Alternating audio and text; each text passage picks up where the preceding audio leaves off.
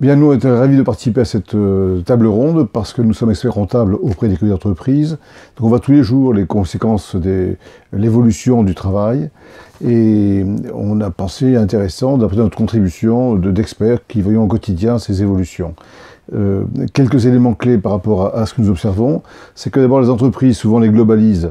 Or, il faut souvent dissocier celle de l'entreprise dirigée par l'actionnaire et celle où l'actionnaire est vraiment anonyme, et souvent loin des frontières, et qui en font, dans l'entreprise française, une source de profit maximale. Même souvent, c'est des fonds qui sont investis, et bien souvent, le dialogue est un peu différent.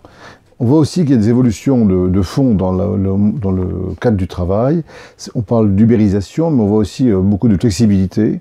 Et la nouvelle législation qui va peut-être entrer en vigueur bientôt, et on voit bien les conséquences des prochaines ordonnances, c'est rendre le travail très flexible, avec une incidence importante du numérique, du travail à domicile, donc moins de regroupement, plus d'individualisation, plus de travail précaire aussi, moins de garanties, ce qui implique bien entendu, avec l'ouverture des frontières, une législation plus sécure, qui n'est pas prise en compte, puisqu'on parle maintenant aujourd'hui de faire passer les normes du travail, de l'entreprise, d'accord de branche, avant la loi, ce qui pose quelques soucis. Bref, on a beaucoup à faire pour sécuriser le monde du travail.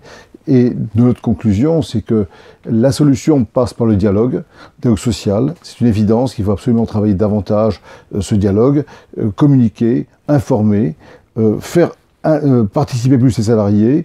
On voit qu'aujourd'hui, d'après un sondage récent, que 13% seulement des salariés sont motivés par leur travail, ce qui est un vrai problème. Donc le dialogue est la source, à mon avis, des solutions, de la solution peut-être, et l'intéressement aux fruits de l'entreprise réelle est aussi une des voies où il y aurait peut-être à creuser.